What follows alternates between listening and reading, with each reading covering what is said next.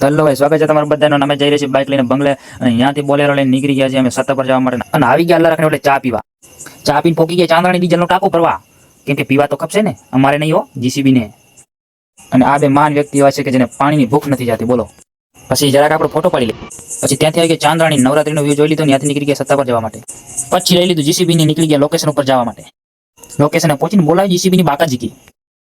પછી જરાક કરી લઈ મસ્તી.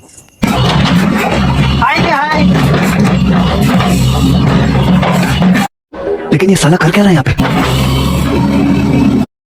મારા બેટા ચડી ગયા હો મસ્તી, હવે કામ નહીં કરે, ચા પીવા જવું પડશે. ચાનું નામ લીધા ભેગા તો પહોંચી ગયા અંજાર ઠેઠ ચા પીવા. ચા પીને પાછા આવી ગયા ને પાછી બાકાજી.